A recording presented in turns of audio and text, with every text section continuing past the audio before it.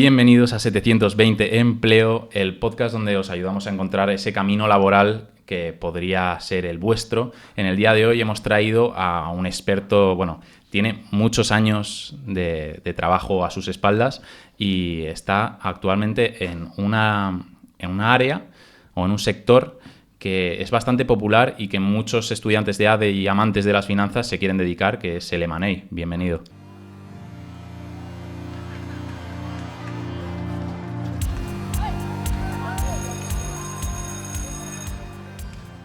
Muchas gracias por recibirme.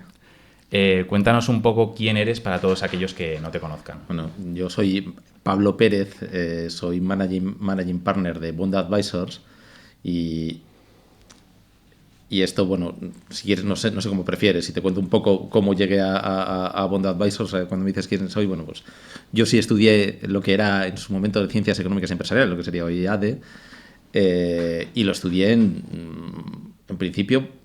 No tenía una vocación clara, ¿no? Hay gente que tiene vocación clarísima de yo quiero ser médico, yo quiero ser otra cosa, ¿no? Uh-huh. Yo no tenía una vocación clara, me gustaba la matemática, me gustaba la economía, me gustaba la historia y dije, pues voy a elegir algo que sea completo, ¿no? Pero sí que a lo largo de esos primeros años sí que me fue interesando el mundo de la empresa y del emprendimiento. Y cuando acabé mi carrera, pues empecé en lo que era Arthur Andersen, que hoy es Deloitte, y estuve ahí unos años, pues siempre lo digo, casi como haciendo el máster ahí, o sea, trabajando mucho, pero formándome. Y de ahí salté a una empresa que se llamaba Antevenio, donde conocí a mis dos socios actuales en Bond Advisors, que eran los fundadores de esa empresa, se llaman Joshua Novik y Fernando Gárate. Y lo que hicimos fue desarrollar una empresa que estaba más en el ámbito, del AdTech o MarTech, o sea, lo que es la publicidad digital o lo que es el marketing digital. Y ahí, pues lo que hicimos fue todo un desarrollo de esa empresa, pues con toda la vida de la empresa, desde que se funda, se levantan rondas de capital riesgo, la sacamos a bolsa en París. Fuimos la primera empresa, la primera pyme española en salir a bolsa, porque en aquel momento no había un mercado alternativo bursátil para empresas de pequeña capitalización en España. Y nosotros lo hicimos en 2007 en París. Y a partir de ahí hicimos crecimiento. Habíamos levantado fondos que nos permitían crecer de una forma orgánica, pero también de una forma inorgánica, es decir, comprando empresas. Y compramos empresas en España, en Francia, en Italia, en Estados Unidos, abrimos en México, compramos en Argentina, abrimos en Colombia. Todo esto pues lo hicimos durante casi 10 años hasta que hubo una OPA y ahí vendimos nosotros. O sea, que hicimos el ciclo desde fundarlo hasta venderlo, ¿no? Y ya te digo, con estos dos socios que también eran emprendedores, que habían hecho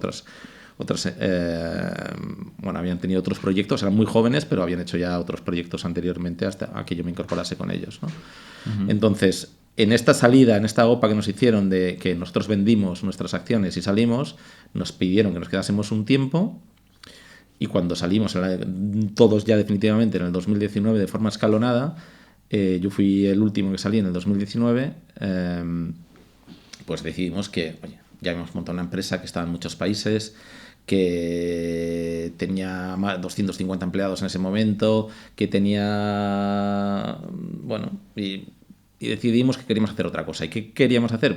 Pues algo que habíamos hecho para nosotros, que era comprar empresas. Pues dijimos, oye, lo que nosotros sabemos de empresas, sabemos de tecnología, sabemos de emprendimiento y sabemos de finanzas, porque hemos estado en bolsa, podemos aportarlo a terceros, ¿no? Y eso fue la decisión de constituir Bond Advisors. Por tanto, en el mundo del M&A o en el mundo de las finanzas, normalmente la gente viene más bien porque tiene un perfil financiero o viene de la banca, y nosotros en cambio venimos casi del emprendimiento, ¿no? De haberlo hecho para nosotros.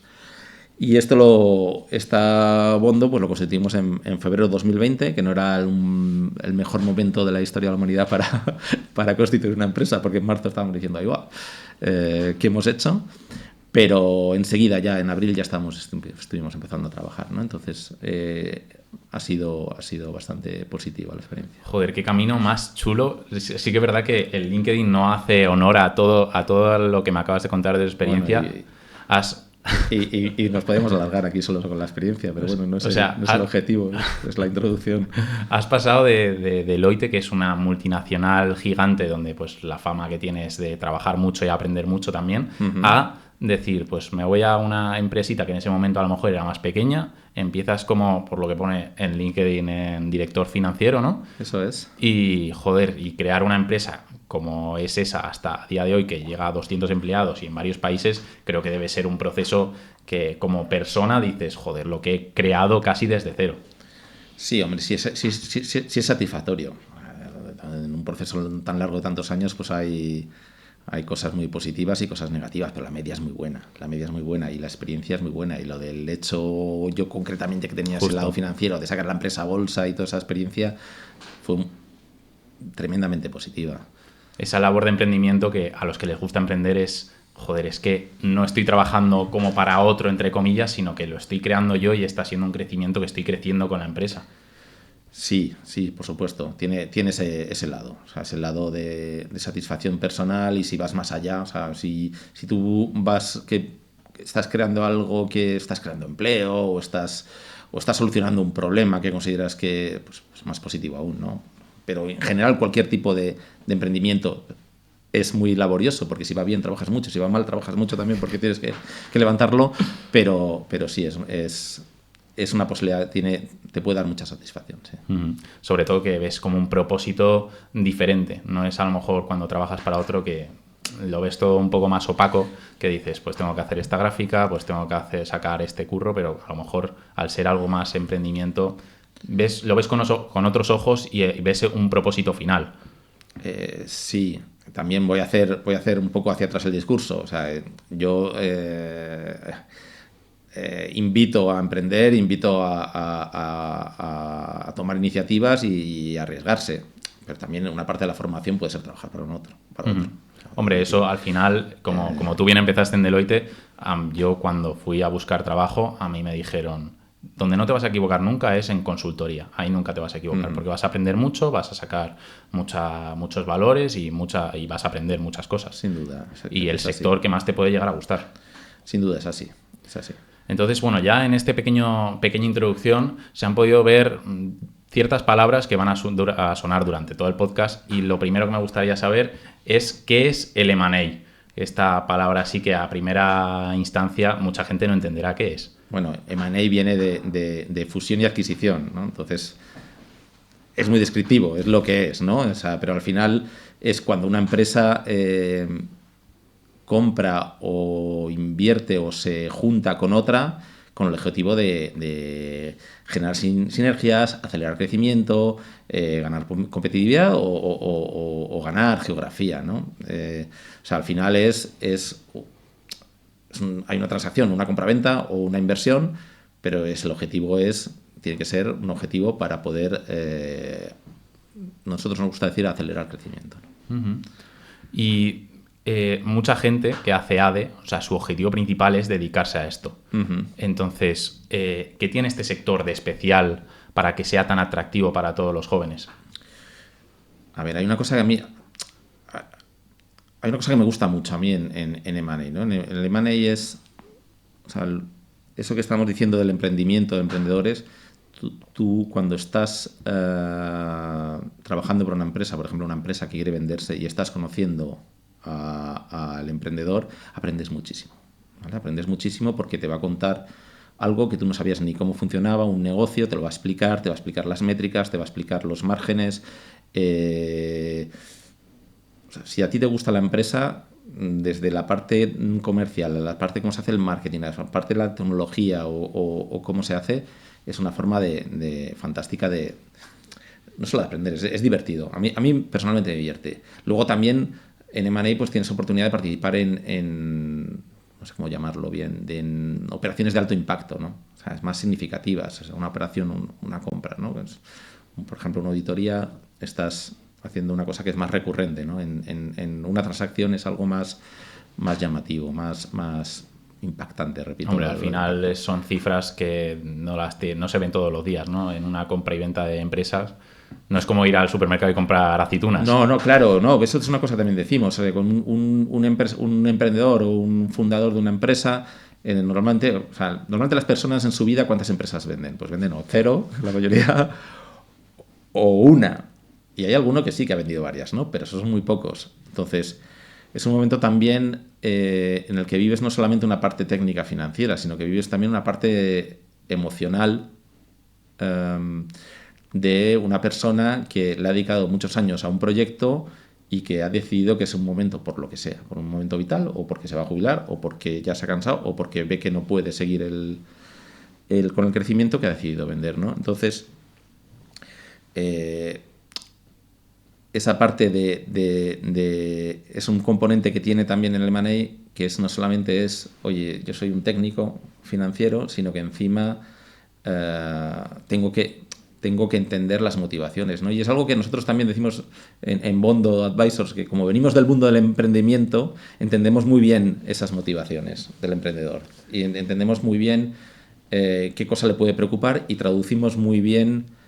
A veces cuando nos explican los negocios, que los entendemos muy bien, los traducimos muy bien también al lenguaje financiero cuando viene un inversor, un comprador financiero, ¿no? Sobre todo entiendo que las soft skills son esenciales en este trabajo a la hora de saber comunicarte bien con las personas, el saber qué intenciones tienen. Entiendo que también, por lo que me comentas, este factor emocional a lo mejor puede llegar a influir en esta transacción. Sin duda alguna, sin duda alguna. Si además es que yo cuando me llamasteis y dije voy a venir, voy a lanzar así una pequeña bomba. No solamente necesitamos gente de ADE y gente preparada que entienda muy bien lo que son las finanzas. Es que a veces yo creo que también se necesitan psicólogos. No, en serio, el psicólogo de empresa ha acabado históricamente trabajando en recursos humanos, pero estamos en un sector en el que se necesita gente que entienda muy bien las expectativas y que tenga capacidad para explicar bien y para generar esa comodidad que necesita la persona que está vendiendo, ¿no? Jamás lo habría imaginado, que llega hasta tal punto. Bueno, al final sí, yo creo que es así. O sea, sí que tiene una parte, por supuesto, muy técnica, pero tiene una parte que es, como has dicho tú, de comunicación, de capacidad de aprendizaje, y de que estar trabajando muy intensamente con una persona que está en un momento vital muy importante. Entonces tienes que tener esas capacidades, y por eso he dicho lo de psicólogo, que invito también a la gente que se anime. Pues sí. Y también esta diferenciación que quería hacer, porque hablamos de boutique, ¿no? Que Bondo es una boutique, y boutique yo antes solo había oído a lo mejor como para otros términos que jamás habrían sido relacionados con el M&A. Entonces, ¿qué es una boutique y en qué se puede diferenciar de un banco de inversión como puede ser Merrill Lynch o alguno de estos? Grande. Ahora, el boutique, como su propio nombre indica, que es más pequeño, ¿no? Entonces, ¿por qué hay grandes bancos de inversión y otros más pequeños? Bueno, pues también porque hay operaciones muy grandes y operaciones más medianas y más pequeñas, ¿no? Entonces, sí que es un sector en el que la boutique tiene un approach, o sea, tiene una capacidad de especialización, de especializarse en nichos y de cercanía con el emprendedor, que a lo mejor un gran banco de inversión no tiene, ¿vale? Sí que es cierto que hay que tener también en cuenta otra cosa, que es un tema puro económico. O sea, el banco de inversión, en la medida que una operación un nivel de transacción no es lo suficientemente alto, ya no le interesa. O sea, si hemos dicho Merrill Lynch, por decir un ejemplo, cuando se ven los rankings de operaciones de M&A a final de año, no han hecho muchas, porque han hecho una salida a bolsa o una emisión de bonos o una compra muy, muy grande, porque están haciendo cosas muy grandes. Y lo que pasa es que en la vida real, o por lo menos en España, el 95% de las transacciones son de empresas más medianas, pequeñas, que tienen una cifra de negocios de 10 millones, que ganan 1 millón. ese es el tejido empresarial que hay en España, ¿no? O sea, hay mucho más empresa pequeña que empresa grande. Y por tanto, esa empresa que sí que está haciendo transacciones, sí que está haciendo M&A, necesita un especialista que se adapte a su tamaño, ¿no? Y eso no lo van a conseguir con un banco de inversión muy grande que va a estar más especializado en mega operaciones, ¿no? Pues me ha quedado la verdad que del todo claro que al final pues, no sé si va este dicho aquí, pero para cada roto hay un descosido, entonces creo que a lo mejor podría cuadrar en este dicho aquí, ¿no? Sí, claro que cuadra, sí, claro, un descosido y luego, no sé, a lo mejor más adelante pues podemos hablar un poquito de la evolución con las tecnologías, de cómo funciona y también qué efecto ha tenido en la evolución de las boutiques o con respecto a los bancos de inversión. O si quieres lo adelantamos ya. O como Sí, lo quieras. podemos hablar ahora mismo. Sí, no, pues, esto es un negocio que venía de una... al no haber tecnología, si no haber digitalización, no haber big data, no haber bases de datos, al final los que tenían casi el oligopolio del M&A eran los grandes bancos de inversión, pues porque al final tenían las capacidades, tenían el know-how y tenían el know-who. Tenían el acceso a los compradores, ¿no?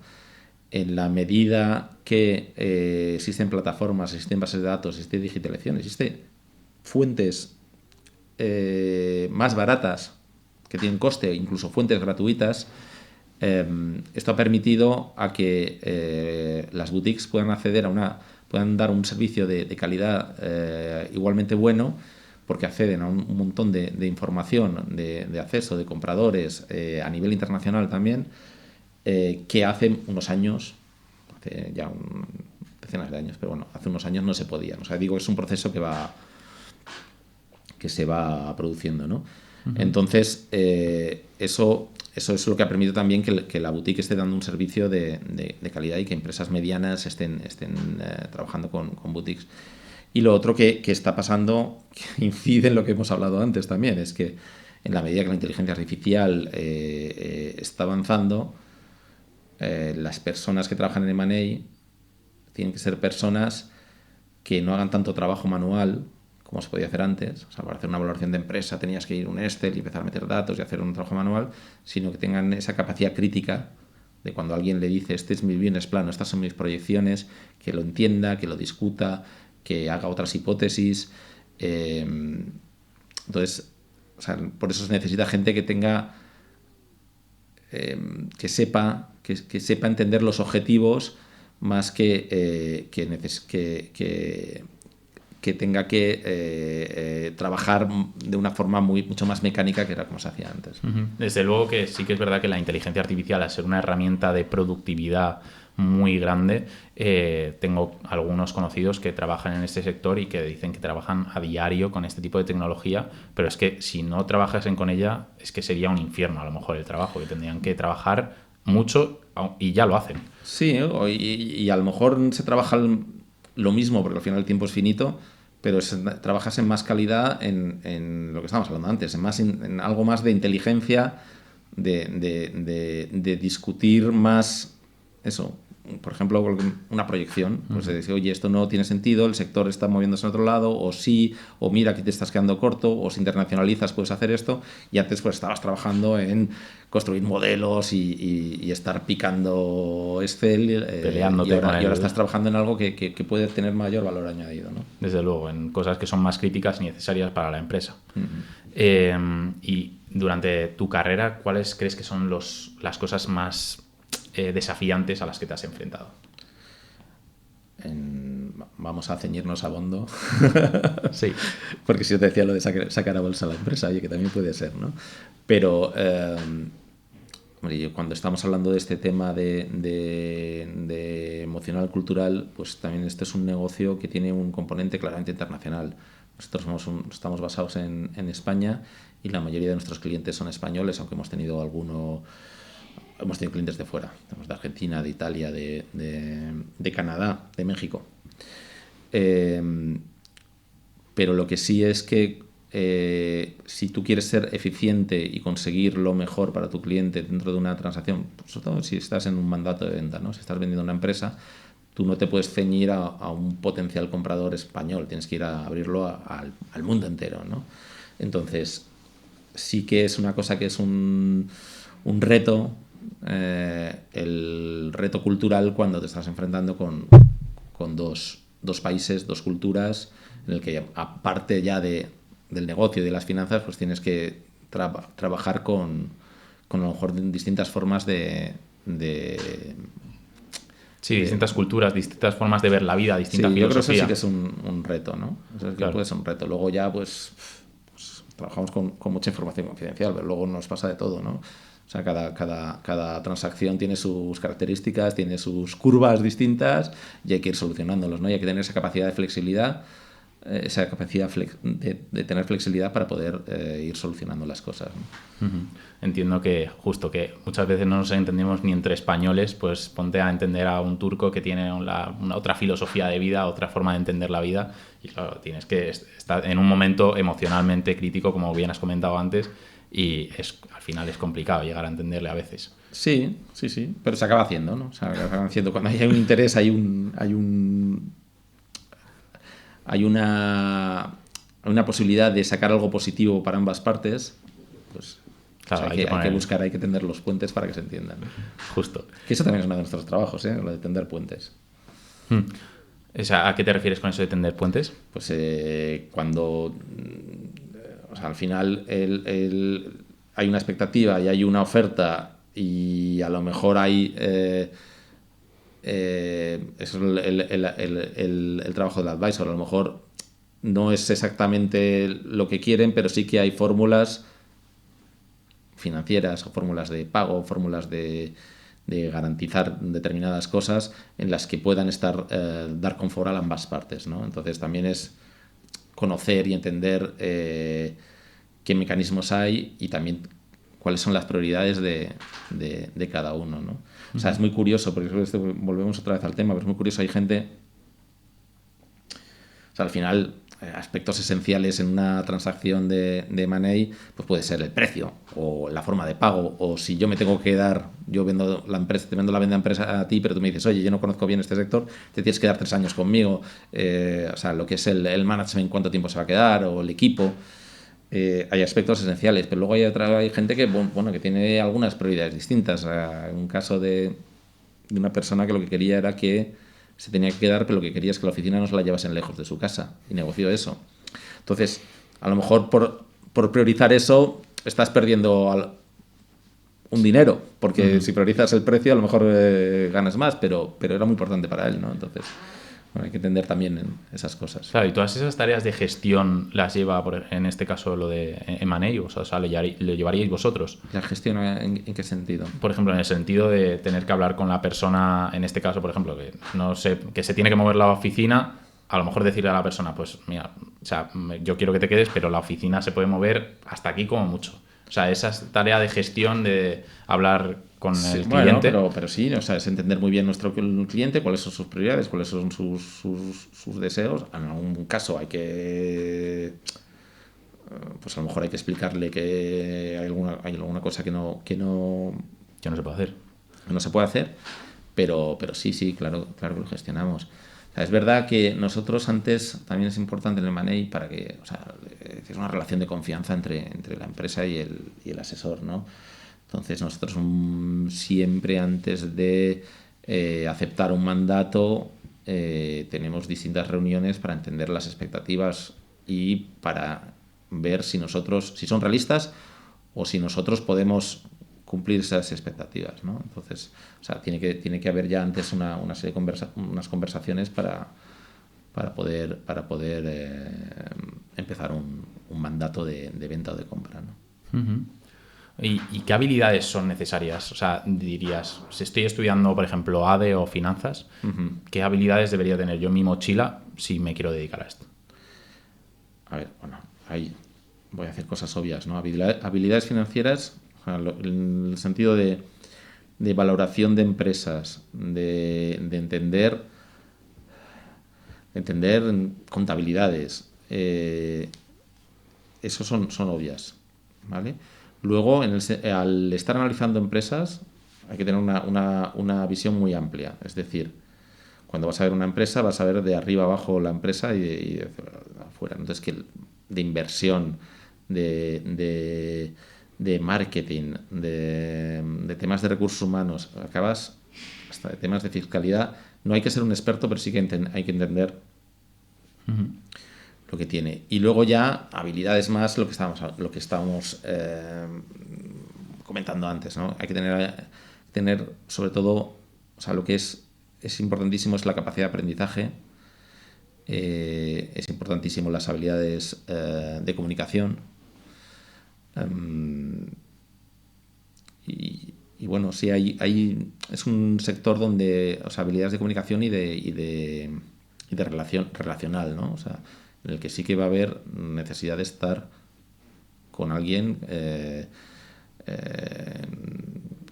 recabando información, interpretándola o discutiéndola o proponiendo, ¿no? Entonces, eso también es fuera ya de lo que son temas más técnicos. O sea, charlando contigo me estoy dando cuenta de que esto yo venía a lo mejor con un prejuicio hacia esta carrera que era muy de, pues eso, de números, de estadística, de dinero, y veo que hay un factor muy humano desde que hemos empezado a hablar y de entender muy bien a las personas, de entender las empresas, a qué se dedican, cuál es el objetivo de cada empresa. Trasciende más de que te gusten las estadísticas, que te guste el sector financiero y que te guste pues la bolsa. Son como cosas que yo como informático venía con ese prejuicio en la cabeza. Sí, pero si partes de las finanzas, te gusta hacer análisis financiero de una empresa, te dan sus estados financieros, sus balances, sus cuentas de pérdidas y ganancias, su cash flow, te gusta analizarlo y luego te gusta entender los negocios, está muy bien. Es verdad que también te estoy hablando desde una perspectiva de empresa mediana y de empresa pequeña, mediana, rentable, en el que tienes esa capacidad que tienes en una boutique de abordar todo. Si estás participando en la posible adquisición del BBVA a Banco Sabadell, pues a lo mejor ya es otra cosa, ya sí que es puramente estás trabajando en algo a lo mejor mucho más técnico, ¿no? O sea, no tanto emocional, con lo cual esa parte de la visión completa de un negocio, la visión de las motivaciones de los accionistas o los propietarios o el management o los fundadores, se da más en empresas de, pues eso, vamos a llamarlas de tamaño mediano o tamaño pequeño, que en mega operaciones. O sea, veo entonces que recomendarías casi al 100% a alguien que está estudiando ADE o finanzas que una boutique es un sitio, si no es perfecto, un sitio ideal para empezar en este mundillo, porque vas a aprender absolutamente todos los palos de la empresa, prácticamente. Es un sitio ideal porque tocas todos los palos de la empresa, eso sí.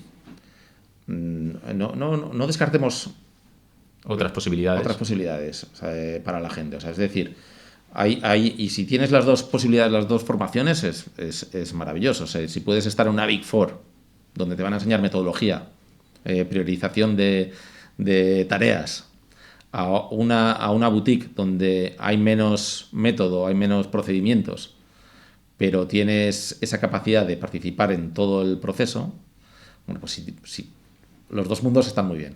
En los dos mundos aprendes, ¿no? Y si puedes combinar los dos, fantástico.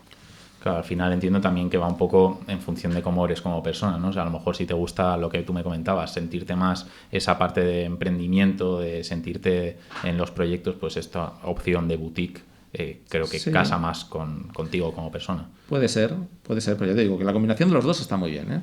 Es decir, alguien que me enseñe una metodología, el tiempo está limitado, tengo tanto tiempo, tengo tantas tareas, ¿cómo lo organizo? Que te lo enseñen muy bien. Y otro que te diga, no, mira, tú vas a participar en todo el proceso y lo vas a ver todo. Es fantástico. O sea, se vuelve a reafirmar un poco también ese consejo que me dieron a mí al inicio, que empezar en una empresa, una Big Four de estas, nunca es una mala opción. No es una mala opción. Pues te va a enseñar. No lo es. Es un buen sitio. Y me gustaría hacerte una pregunta, y es, tú como profesional, si fueses a contratar a alguien, o sea, ya me has dicho un poco las habilidades que debería tener una persona, pero ¿en qué te fijas? O sea, si tú vas a contratar a una persona que viene de finanzas, ADE o estas cosas, ¿en qué te fijas? Sí, no quiero repetir demasiado. No quiero repetir demasiado. O sea, ¿cómo hacemos el proceso? El proceso, bueno, también depende de la categoría, ¿no? O sea, vamos a pensar en una persona que empieza, Sí. ¿vale? O si quieres, digo primero cuando es una persona ya, buscas un asociado o alguien, sí que buscas a alguien que tenga experiencia concreta o que pueda generar negocio, porque ya tiene una parte ya más de business development, de comercial, que no se le estás pidiendo a una persona que empieza, ¿no? Una persona que empieza, lo primero que se le pide, sí, es que sepa interpretar, leer unas cuentas anuales, unos estados financieros. Segundo, que tenga ideas de valoración de empresa. Si le gusta la bolsa, pues siempre va a venir bien porque ya ha empezado a pensar en las valoraciones, ¿no? Eso es la parte de ahí. Y luego ya se empieza a ver otras cosas, ¿no? Y fundamentalmente es intentar entender esa capacidad que tiene de aprendizaje y esas habilidades sociales. Dicho lo cual, nosotros nos gusta hacer cantera y somos de las personas que nos gusta tener gente en prácticas y que se quede. Y que se quede. Porque es una forma muy buena de que ambas partes... las prácticas son una formación, no hay que olvidarse de eso. Pero en la formación ya vas... Es una formación práctica. En la formación ya vas viendo al final las habilidades... y no estás pidiendo que solucione problemas, pero estás viendo qué curva puede tener de aprendizaje, ¿no? Entonces sí nos gusta mucho hacer eso. Me surgen dos preguntas y es, ¿hay titulitis? Esa es la primera. Y la segunda es un sector, por lo que tengo entendido, para empezar ya a trabajar, como todo el mundo conoce al uso, con tener un contrato, hay que hacer muchas prácticas. O sea, no sé si en tu boutique, en Bondo, pero por lo general entiendo que hay que hacer muchas prácticas. O sea, yo cuando, por ejemplo, ya llevaba un año trabajando, pues hablaba con gente, no, sigo de prácticas o no sé qué. Entonces, tenía estas dos preguntillas. Vale, titulitis... ¿Por títulos académicos o por titulitis de que soy asociado, estoy en esta empresa, soy analista senior? Si me puedes responder a las dos, mejor. Vale, o sea, lo que es dentro de la carrera, de decir, oye, soy junior, analista senior, asociado, socio, director, yo sí que percibo que se mira mucho. Vale. En lo que es titulación académica, a lo mejor es que yo no soy tampoco me ha preocupado mucho eso demasiado nunca, ¿no? Además, bueno, de hecho que sacamos la empresa en Francia, yo viví en Francia, ya había vivido antes en Francia, y en Francia que te encuentras con una persona de mi quinta, de mi edad, y que todavía cuando te dice quién es, te dice lo que estudió, y dice, pero si yo lo estudiaste hace 30 años. No percibo que haya tanta necesidad de decir he estudiado en tal sitio o he estudiado en este otro, ¿vale? O he estudiado esto o esta otra cosa, ¿no? No quita que haya ahí escuelas y universidades muy buenas y que ya tienes experiencia de que hay gente que está viniendo y repites, ¿no? Buscas ahí, ¿no? Pero no lo veo tan importante, ¿vale? ¿Cuál era la otra pregunta? Era hemos hablado de titulitis y la segunda... ya no me acuerdo. Que se necesitan hacer muchas prácticas antes de empezar. Sí, perdona. Bueno, las prácticas están bien, es una formación fantástica. No tienen por qué ser únicamente prácticas concretas en M&A, sino que si has estado en algún otro tipo de consultoría, o has estado en algún tipo de auditoría, o has estado en algún tipo de incluso despachos de abogados. O sea, hay distintos ámbitos en los que también te puede servir para formarte y dar un salto lateral, ¿no? Pero bueno, las prácticas están Pero suele ser un poco la regla, ¿no? En este sector a veces, o sea, yo es lo que te digo, recuerdo, a lo mejor en mi sector en informática yo entré directamente con mi contrato. Sí, aquí es habitual que haya prácticas, es habitual. Digo, salvo que, pues eso, digas, oye, no, vengo de... Llevo 3 años de consultor en una Big Four y estoy muy aburrido porque estoy haciendo una consultoría que no me interesa y me interesa más el tema de M&A, ¿no? Entonces ahí dices, bueno, pues no entras en prácticas, aunque a lo mejor es un salto lateral o es un pasito hacia atrás porque tienes que recuperar, pero también podría ser sustitutivo, pero si no prácticas es bastante habitual.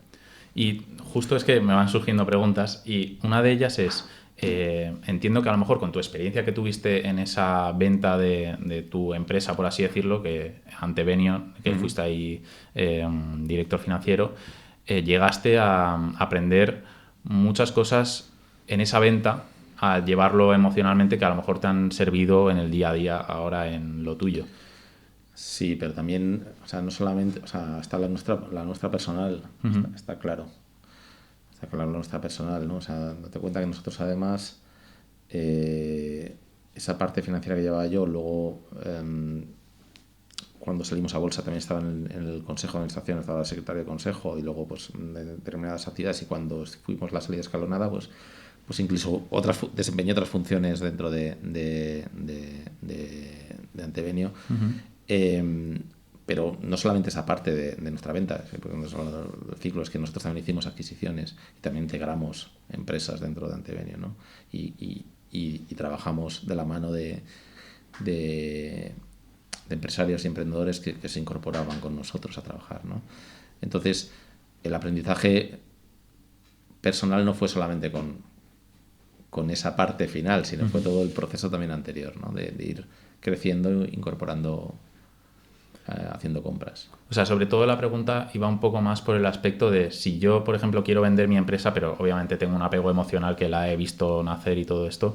Entonces, ¿qué consejos me darías a mí de decir, déjala ir, cómo saber llevar este proceso? No sé, porque al final tampoco tengo mucha idea y por lo que me dices, al final entiendo que es un proceso jodido, perdón por la palabra. Bueno, te puedo poner un ejemplo y tú lo vas a entender a lo mejor bien desde la informática. O sea, hay empresas de software donde hay alguien que ha invertido mucho tiempo, mucho dinero, mucho cariño, es casi su hijo, y está vendiendo la empresa cuando ya está llegando otra que es competencia, que lo que quiere tirar es su plataforma y quedarse con la clientela y le genera diciendo, pero ¿cómo es posible que me esto, ¿no? Entonces, eso al final, otra vez, es hablar, es entender cuál es el objetivo final del tema. Si el objetivo final es decir, no, que estoy cansado, pero quiero que siga este proyecto, o si el objetivo es decir, no, mira, estoy cansado y me voy a dedicar a otra cosa, y entonces el nuevo, pues, que tendrá que hacer con la plataforma lo que quiera, ¿no? Eso más o menos se soluciona.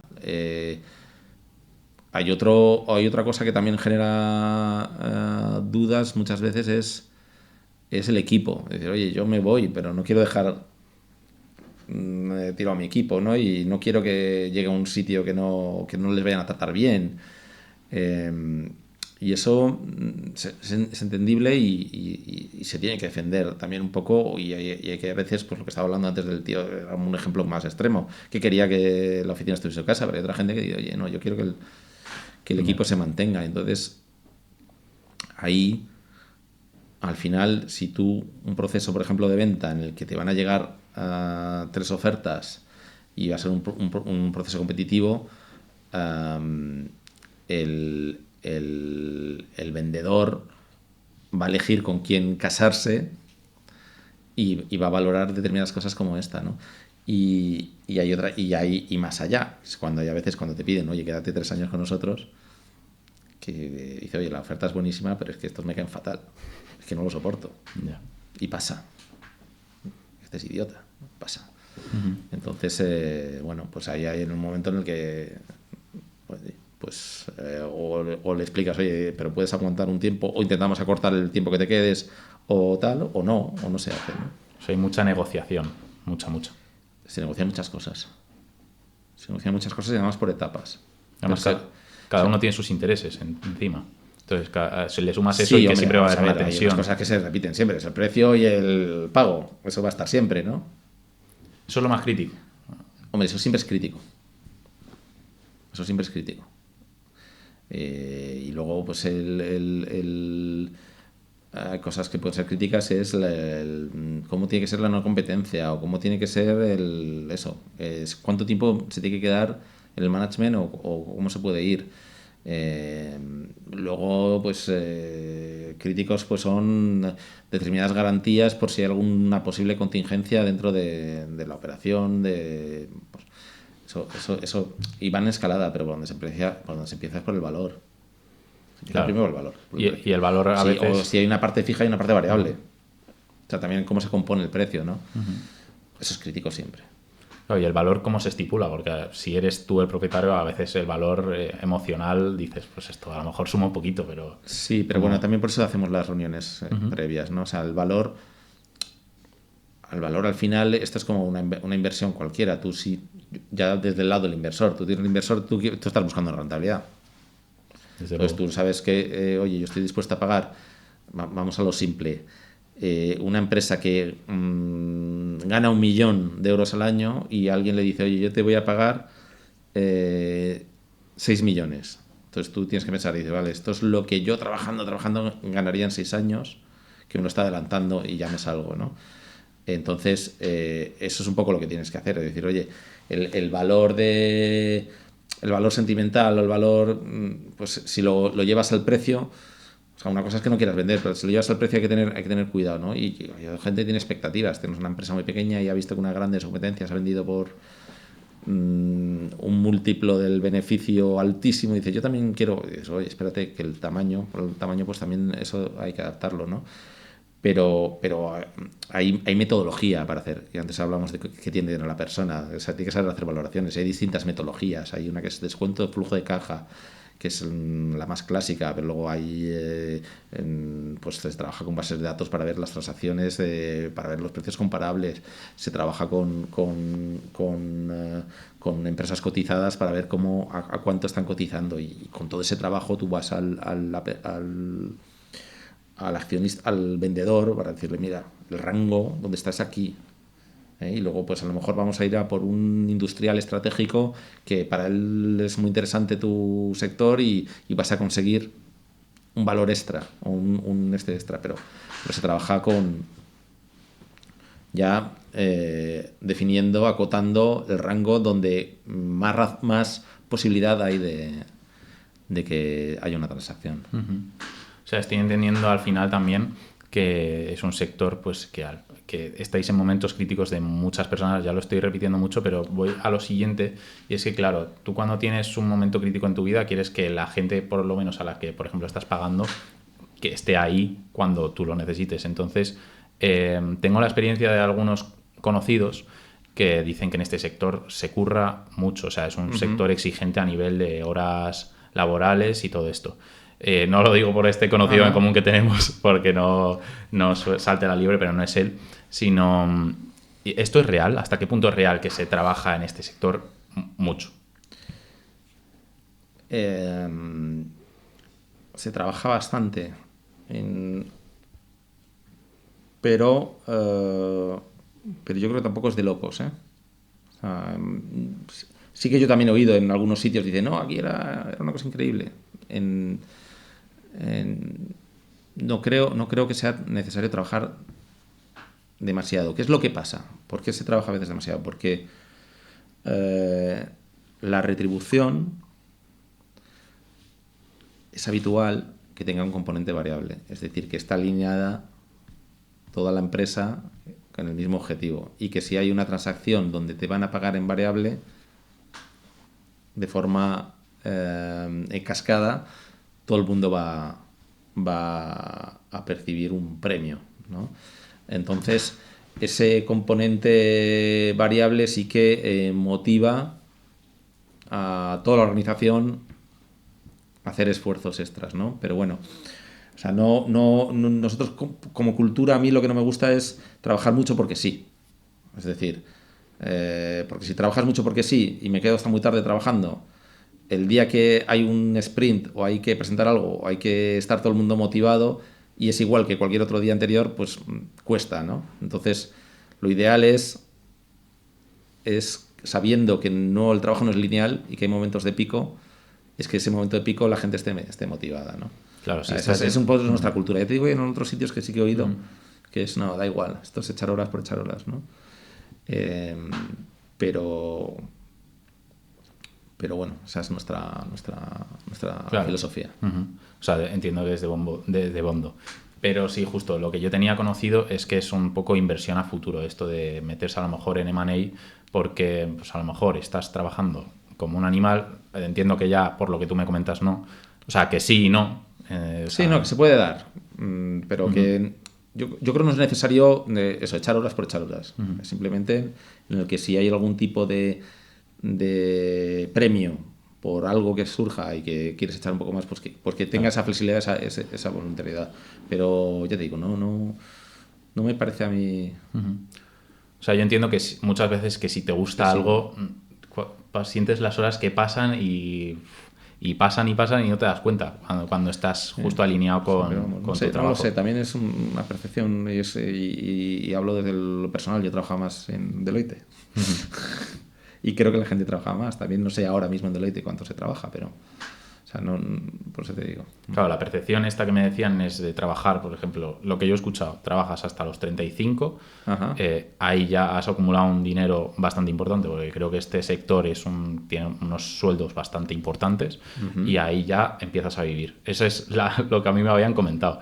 A lo mejor es una experiencia personal en otro sector que puede ser perfectamente, pero desde tu punto de vista también con tu experiencia quería preguntarte, a lo mejor, claro, tú tienes tu perspectiva de negocio de tu boutique y es distinto. Sí, a ver, no lo veo tan así, o sea, que dices, oye, ¿se puede ganar mucho dinero? Sí, realmente digo otra vez, tiene ese componente, se puede ganar dinero si hay transacción y si hay éxito.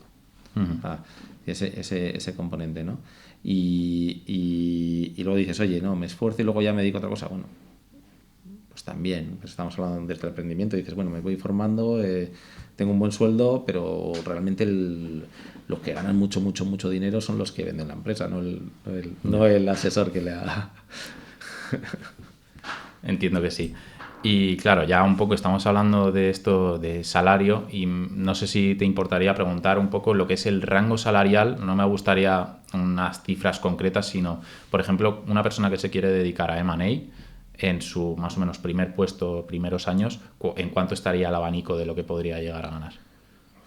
Es que sí, me cuesta dar cifras, ¿eh? O sea, aunque sea un abanico amplio. Pero me cuesta dar cifras, pero lo normal es el que empieza va a tener o sea, lo ideal sería no, lo ideal no es. Lo ideal iba a decir como al final lo que me pasa a mí, o sea, que mi retribución es prácticamente toda variable. Es decir, si pues hacemos que todo el mundo, si fuese bien, pues cobra y no. No es lo ideal para alguien que empieza porque dices, oye, joder, necesito una seguridad y un fijo porque si no, no trabajas con esa tranquilidad, ¿no? Claro. Pero sí que es bueno que tengas un componente variable que pueda ser por lo menos el 50%. O sea, aunque empieces el primer año con un sueldo fijo bajo, que ya desde el principio puedas tener la opción a tener un variable que te permita casi doblar, ¿vale? Y luego lo que sí que también es que es un sitio donde, aunque empieces con un sueldo fijo relativamente bajo, que en función de tu prestación puedas tener un plan de carrera, una evolución rápida también en el fijo, ¿no? Bueno, fijo y variable. Pero que cada año puedas dar un buen salto. O sea que se puede llegar a ganar bastante dinero en este sector dentro de lo que cabe. Porque al final lo que me comentas es que casi todo va a ser variable. O sea que parece a lo mejor que tu sueldo puede que sea bajo, que no sé en cuánto estamos hablando de bajo. Yo un poco la experiencia que tengo en el podcast es que la mayoría de la gente que suele empezar está en torno a los 30.000 euros anuales. Entonces a lo mejor va un poco en torno a eso. ¿No? Sí, pues puede ser el fijo más bajo y con el variable más arriba. Justo. Y la segunda pregunta es ¿a cuánto puedo llegar a aspirar? Porque al final yo tengo entendido también que esta gente suele ser bastante ambiciosa en el tema financiero. Entonces, ¿a cuánto se puede llegar a aspirar? ¿A cuánto se puede llegar a aspirar en M&A? Es un poco pregunta así complicada, entiendo. A ver, yo creo que debería haber, no lo sé, es que no sé cómo contestarte. Partiendo de la base de que el advisor, el asesor de M&A, gran parte de su retribución va a ser variable, hay años que se puede ganar mucho dinero si llegas a socio, ¿vale? De asociado también se puede ganar mucho dinero, pero hay que tener en cuenta que no es lineal, ¿vale? Es decir, hay un año que gano mucho y al año siguiente gano la mitad, ¿vale? Entonces, ¿cuánto concreto? No sé decirte. No lo sé. O sea, no lo sé, quiero decir que no sé cuánto puede ganar un socio, no sé. Pero vamos, que hay algunos que ganan millones y hay algunos que ganan 100.000. Claro, una depende. boutique más pequeña y que depende mucho unas del caso, operaciones, ¿no? Entonces es un rango enorme. Es un rango enorme. O sea, sí que se suele decir, oye, son empresas pequeñas, son microempresas con macro rentabilidades, ¿no? Porque te permiten hacer eso, pero bueno, pero puedes tener mucha transacción muy buena y de repente un año muy pocas. Y entonces, pues hay que saber que el año que has ganado mucho, a lo mejor el año siguiente no. Entonces hay que tener esa visión no de casi de ejercicio fiscal, hay que tener una visión a largo plazo. Bueno, pues y ya un poco por finalizar, ya esta es la última pregunta y la que siempre suelo hacer y es ¿qué le recomendarías a un joven que pues a lo mejor tiene 17 años o 18, va a hacer EBAU y tiene pensado hacer ADE y que se quiere dedicar a M&A? ¿Cuáles serían tus recomendaciones? Bueno, a ver, oye, el chaval de 17, 18 años, salvo que tenga alguna dificultad de económica, lo que tiene que hacer es formarse y aprender y ver lo que le gusta, ¿no? Entonces, si va a hacer ADE, que tenga esa visión completa. O sea, que dices, oye, yo voy a mirar contabilidad y voy a mirar economía y voy a mirar estadística y matemática y tal, y voy a mirar marketing. O sea, que tenga esa visión completa, y que intente ver la aplicación práctica, ¿no? Ya desde el principio, cuando va a comprarse una sudadera, pues que diga, joder, ¿esto es cuánto? Que empiece a pensar cuál es el negocio, ¿no? ¿Y cuánto cuesta hacer la sudadera? ¿Cuánto ganan? O sea, ya esa mentalidad de estar, aún en el ocio, estar pensando en cómo se hacen los negocios, ¿no? O sea, sobre todo entiendo que te tienen que encantar el mundo de los negocios, que te guste cómo se ha pensado ese negocio, para quién está dirigido, poco pensar... Sí, porque además es un tema personal, pero es que es divertido, porque cada uno es distinto, y cada uno tiene una métrica distinta, y cada uno se está solucionando una cosa y es divertido. O sea, yo voy abajo a comprarme un libro y pienso, ¿cuánto es el libro? Entonces, ¿cuánto le cuesta? O sea, ya voy pensando en... No puedes llegar a separar porque te gusta tanto al final que es tu vida. Sí. Y, hombre, por supuesto, si ya tienes un hobby, una pasión y encima pues hay un negocio detrás, pues mejor aún. Y bueno, iba a terminar con esto, pero con ADE, ¿tú crees que se puede ya empezar a trabajar en este sector o siempre es necesario algo más? Sacarte un máster o irte fuera a estudiar un curso, un grado. Con ADE se puede. Viene bien algo más. Con ADE se puede haciendo muchas prácticas que hemos hablado antes. Porque ahí también se aprende mucho, ¿no? Perfecto. Y última pregunta ya, sí que sí, porque me has hablado justo del tema del libro y digo, a lo mejor no sabes, pero ¿algún libro que puedas recomendar que digas, este libro a mí me gusta mucho y creo que podría ayudar a, si te lo lees, pues te puede gustar de este mundo? A ver, sé que te pilla de nuevas porque no te lo he pasado ni en las preguntas. No, a ver, o sea, libros de Fíjate, el libro de Manet, así como de... Es que ni sé, o sea, digo de Manet más de técnico, o sea, hay de valoraciones, hay buenísimos, hay de distintas cosas buenísimos. Así más, vamos a la cultura popular. Hay uno que es que no sé cómo es en español, Barbarians at the Gate, que es sobre todo un follón que se montó a finales de los 80 en RJR Nabisco, de que al final hubo pues una pelea entre los accionistas, se metieron todos los bancos de inversión, se vendió. Está muy entretenido y además hay película que lo hizo HBO. Y si no, ya hablando de cine, también invito a la gente también, eso, si ves una serie como Succession o ves una película de los 80 como Armas de Mujer con Melanie Griffith, Harrison Ford y Sigourney Weaver, ahí eso es puro de Manet. O sea, están vendiendo un medio de comunicación, están comprando una radio, están hablando de un problema en legislación que casi se cae el deal. O sea, hay un montón de cine, y no solo literatura, en el que hay un trasfondo de Manet detrás. Que estabas hablando de eso, es una comedia romántica, pero es que detrás está el de Manet. Me encanta porque se te ve súper emocionado al hablar incluso de películas que se dedican a explicar un poco este mundo. Sí, pero ya te digo que te he puesto un ejemplo de una cosa que es más comedia romántica, sí, pero que todo lo que está pasando, claro, yo cuando la vi cuando era crío no la entendí, cuando lo he visto después digo, joder, esto es Manet. Y es que creo que deberíamos aspirar todos a ser un poco como tú. ¿A qué me refiero? A dedicarnos a lo que nos gusta y a lo que nos apasiona y en ver lo que nos gusta en todas partes. Y si no tienes una pasión, pues ve probando que algo te gustará. Algo seguro. Al final es eso, lo que hemos comentado antes. Hay un roto para cada descosido. Entonces, muchísimas gracias por venir. Gracias por Creo que ha quedado un podcast muy chulo y para todos amantes de las finanzas o aquel que crea que le puede gustar las finanzas o se quiere dedicar a esto, yo creo que puede ser muy interesante y educativo. Así que nada, muchísimas gracias por escucharnos y por ahí llega hasta el final. Darle like, suscribiros y compartirlo con todas esas personas que creéis que le puede llegar a